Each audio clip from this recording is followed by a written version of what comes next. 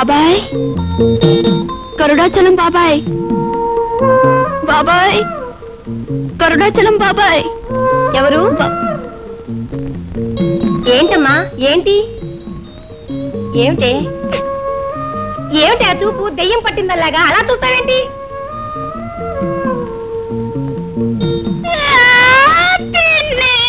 ఏంటమ్మా, ఏం జరిగింది? ఏం జరిగిందంటే ఏం చెప్పంటావు పిన్ని? చూడు, నాకేదైనా జరిగితే నేను అస్సలు బాధపడ్ను, కానీ జరిగింది నాకు కాదు. కరుడాచలం బాబాయ్ ఉంటే కొంచెం పిలువు. ఇంట్లో లేరు, ఇప్పుడే బయటికి వెళ్ళారు. ఇంట్లో లేరా? అయ్యో, నేనెవరితో చెప్పుకోను బాబాయ్. ఏమిటి అసలు విషయం ఏంటో చెప్పే, చంపకు. చెప్తాను పిన్ని, చెప్తాను. మా అమ్మ తర్వాత అమ్మ లాంటి దానివి. మల్లెపూలు, పట్టు చీర, మంగళసూత్రం, ఎంత పెద్ద బొట్టు, అచ్చు మహాలక్ష్మిలాగే ఉన్నావు. నా వల్ల కాదు, నేను చెప్పలేను బాబోయ్, నేను చెప్పలేను. ఏంటో చెప్పవే, నా గుండెలో దడబడుతుంది. ఏమిటో చెప్పవే, నీకు దండం పెట్టని చెప్పవే. చెప్తాను చెప్తాను, నువ్వు ఏడవద్దు. నువ్వు ఏడిస్తే నేను చూడలేను. కోటిగాడి విషయం మాట్లాడటానికి పట్నంలో లాయర్ బాబు ఇంటికి వెళ్ళానా, నౌకరు నన్ను గుమ్మంలోనే ఆపేశాడా? నేను ఆగిపోయాను. నిలబడిపోయిన నాకు లాయర్ బాబు గదిలో నుంచి ఆ దొంగ సచ్చినోడు ఆదిశేష గొంతు వినిపించింది. ఏమిటా అని తొక్కి చూశాను. ఆ దొంగ సచ్చినోడే పెద్ద గేదె గొంతు తీసుకుని మీ ఆయన గురించి లాయర్ బాబుతో ఏమేమో చెప్తున్నాడు. మా ఆయన గురించి చెప్తున్నాడా? ఏమనే? గిరిబాబుని మీ ఆయన కోటిగాడు కలిసే చంపారట. ఆడు కళ్ళారా చూశాడట. కావాలంటే కోర్టులో సాక్ష్యాలు కూడా చెప్పిస్తానన్నాడు. ఒకసారి నిన్ను తగలెట్టా, నువ్వు చెప్పేదంతా నిజమేనైతే? బావా బావా అంటూ మా ఆయన చుట్టూ తిరిగి నా శాసయ్యగాడు అలా చెప్పాడా?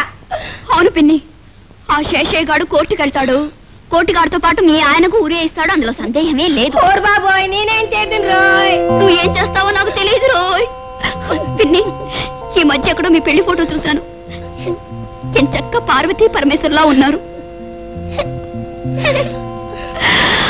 రేపో ఎల్లుండో పోలీసు వాళ్ళు వచ్చి మీ ఆయన్ని జీపెక్కిస్తారు తల్లో. ఆ తర్వాత కోర్టులో బోనెక్కిస్తారు తల్లో తల్లి. ఆ పైన ఊరికమ్మ ఎక్కిస్తారు తల్లో తల్లి.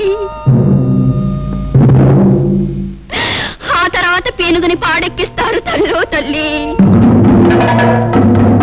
అప్పుడు నీ తాడు తెంపేస్తారమ్మో తల్లో తల్లి. గుండు కొట్టించి తెల్ల చీర కట్టించి మూల్లో కూర్చోబెడతారమ్మో తల్లో తల్లి.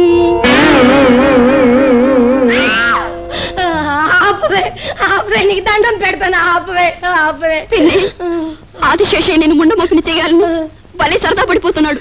చూడు, మీ ఆయన్ని ఎలా కాపాడుకుంటావో నాకు తెలియదు. కోటి గడిపోతే ఆడెలాగో నన్ను కట్టుకున్నాడు కాదు కనుక నాకు పోయేది ఏమీ లేదు. కానీ మీ ఆయన పోతే నీ పరిస్థితి.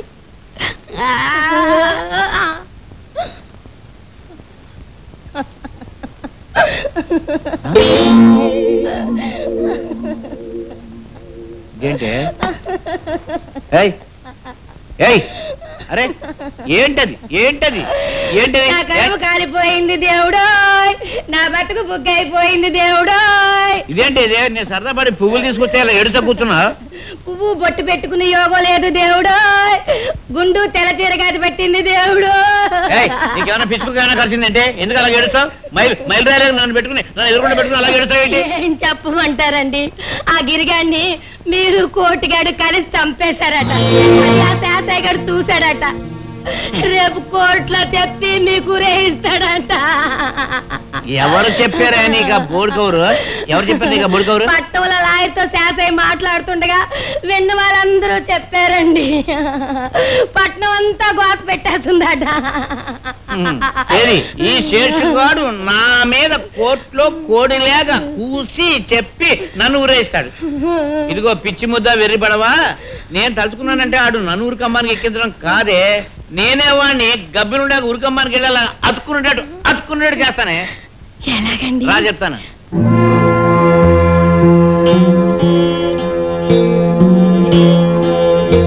ఇదిగో ఆడ జాతకం అంతా ఇందులో చూసుకో.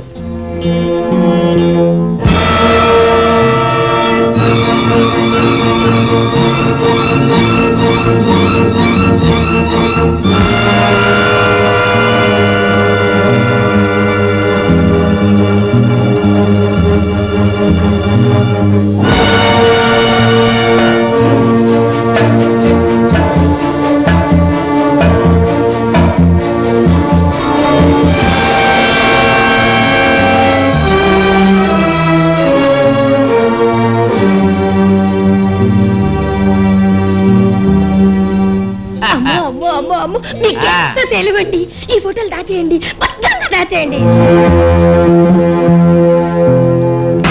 అమ్మా అమ్మా, ఏమైంది? ఏమిటా హడావుడి? కోటి నిర్దోషి నిరూపించడానికి సాక్ష్యాలు ఫోటోలు దొరికాయి. నిజమా అమ్మా? ఈ భద్రంగా దాచానుగా, దాని సహాయంతో కోటిని రక్షించుకోవచ్చమ్మా. అంతా దేవుడి దయ. నువ్వెక్కడి నుంచి బయట పడితే కదా కోటిని రక్షించుకోవడానికి. ఆ ఫోటోలు ఎక్కడ దాచావో చెప్పు. ఫోటోలా? ఏ ఫోటోలు? తెలియదా? రేయ్, వీళ్ళ సంగతి చూడండి. ఇలాంటి పరిస్థితుల్లో సినిమా విలన్ అయితే ఏం చేస్తాడు? కూడు నీళ్లు పెట్టకుండా కాల్చుకు తింటాడు. అది మహాపాపం. నేను ఆ పని చెయ్యను. మీకోసం అన్ని ఏర్పాట్లు చేసి ఉంచాను. రేయ్, కాఫీ టిఫిన్లు పట్టండ్రా. రేయ్, ఆడకి తర్వాత ఇవ్వచ్చు, ముందు మా బావని చూడరా. పాపం ఎంత ఆకలి మీద ఉన్నాడు. బా, వేడి వేడి ఉప్మా తిను. నీ ఒంటికి బలం, కంటికి చలవ అని జీడిపప్పు నెయ్యి వేయించి స్పెషల్ గా చేయించాను. ఇదిగో గోరుముద్దలు బెటరా, గోరుముద్దలు. బావగారు, ఏది ఏమైనా మీరు నన్ను ఇలా బంధించడం అక్రమం, అన్యాయం, అధర్మం కొంచెం లేదు. లేకపోవడం ఏంటి? క్వశ్చన్ ఉంది, ఆర్గ్యుమెంట్ ఉంది. ఏం బా, నా ఫోటో తీయాలని నీకు అంత కోరికగా ఉంటే నాకు మొక్క చెప్పొచ్చు కదా, మంచి పోజ్ ఇచ్చేవాడిని. దొంగతనంగా ఎందుకు ఫోటోలు తీసావు నక్క బావా? అసలు నువ్వే కాదులే, నీ వంశంలో వాళ్ళందరికీ ఉన్నాయి ఈ దొంగ బుద్ధులు, దొంగ గుణాలు. సార్, ఇంకేం తింటాడులే ఇన్ని మాటలు తిన్నాక. వాళ్ళకి పెట్టు. అమ్మా గౌరీ, నిన్ను ఆకలితో అట్టి పెట్టేశాను అన్న అపఖ్యాతి నాకొద్దు. ఈ ఉప్మా తినమ్మా. ఆ ఫోటోలు ఎక్కడున్నాయి తల్లి? చెప్పకపోతే నిన్ను చిత్రమైన చిత్రహింసలు పెట్టేస్తాను. నువ్వు తట్టుకోలేవు. చెప్పి నువ్వు నా ప్రాణం తీసినా నేను చెప్పను. ఓహో, నువ్వు ఇలా మొండికేస్తే ఈ వార్త కిరాయి కోటి గాడికి తెలిస్తే వాడొచ్చి నిన్ను రక్షిస్తాడని నీ ఆశ. అది ఉత్త కళ్ళ. ఆ కిరాయి కోటి గాడిని మించిన సిసలైన రౌడీల్ని లారీలో దించాను పట్నం నుంచి. ప్రస్తుతం ఈ ప్రాంతం అంతా ఆ రౌడీల పరిపాలనలోనే ఉంది కనుక నీ ఆశలు చెల్లవు.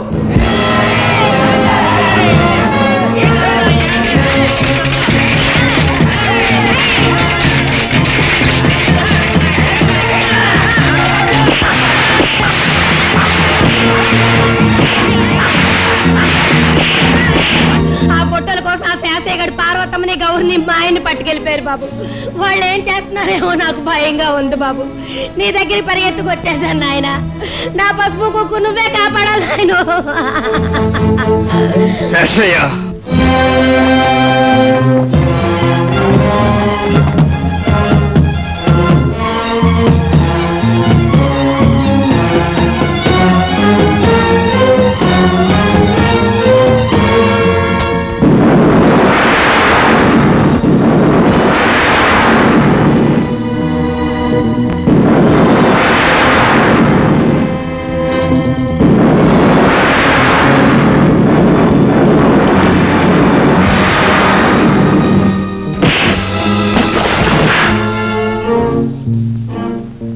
చూడమ్మా గౌరమ్మ తల్లి, నిన్ను అమ్మ, తల్లి, ఉప్మా, గోరు ముద్దలు అంటుంటే నువ్వేం చెప్పడం లేదు. సరే, ఏం చేస్తాం?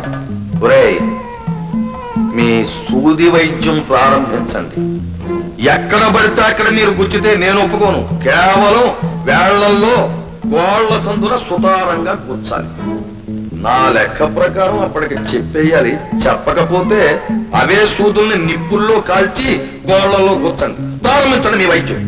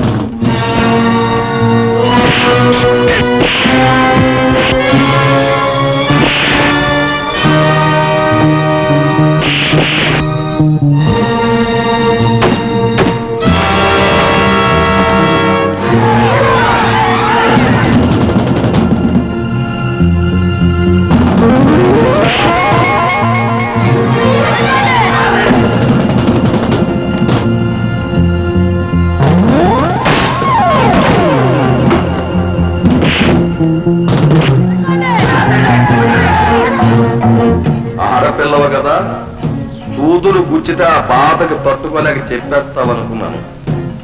నీతో చెప్పించాలంటే పద్ధతి మార్చాలి. సిగరెట్ బాగా ఎర్రగా కాల్చి ఆ సూదులు కూర్చుని చోటే పెట్టండి, అప్పుడు చెప్తుంది.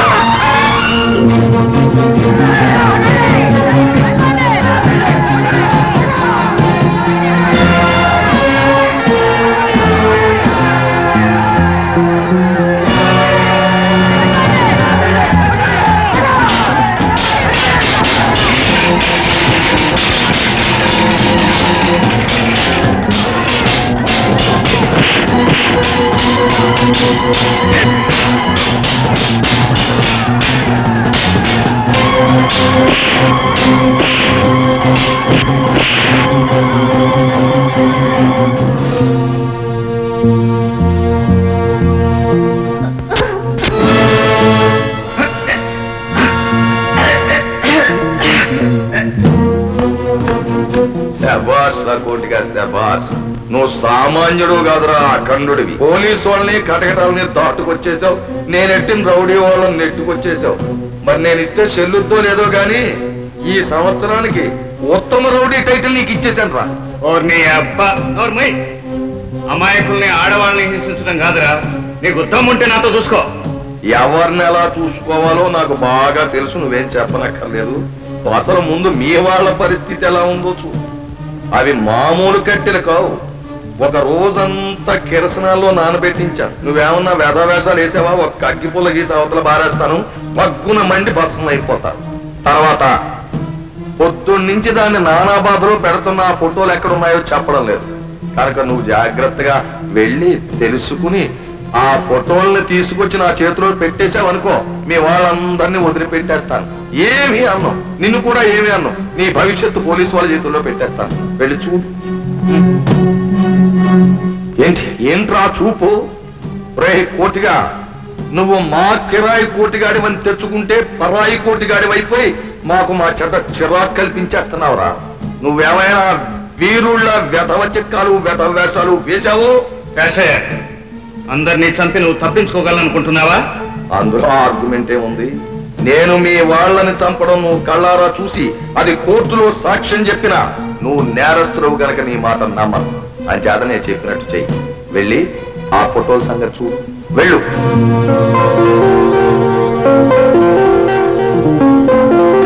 సరే.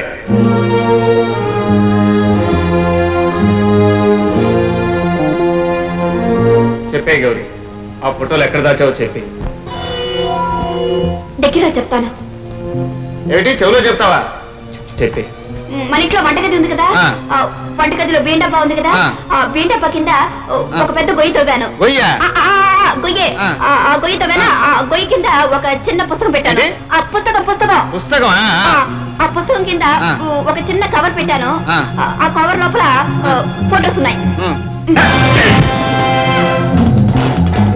అంటించేయండి రా.